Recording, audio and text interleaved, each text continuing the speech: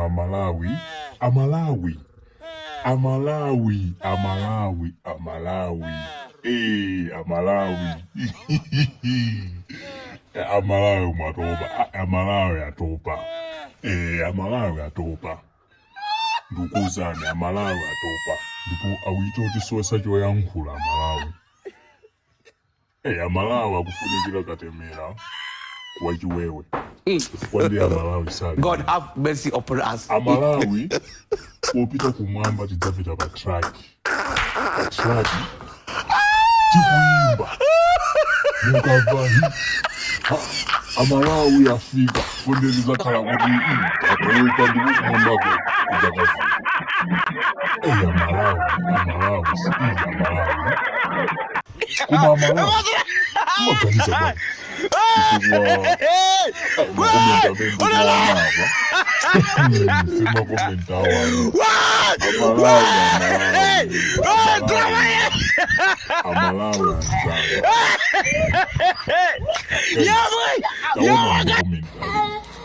bwana sukutana yankhula zambiri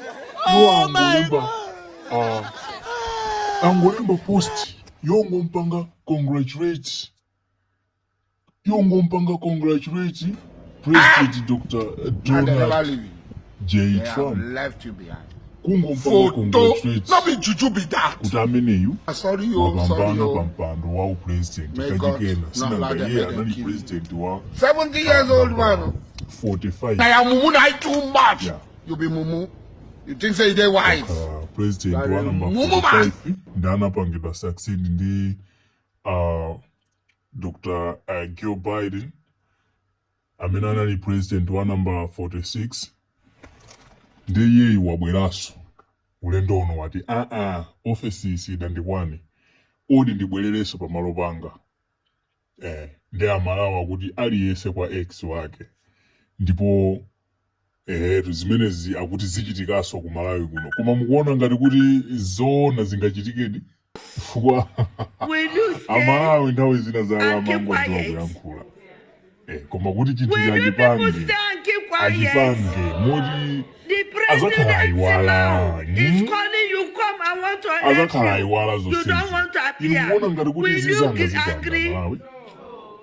The first lady is calling you. Come, I want to help you.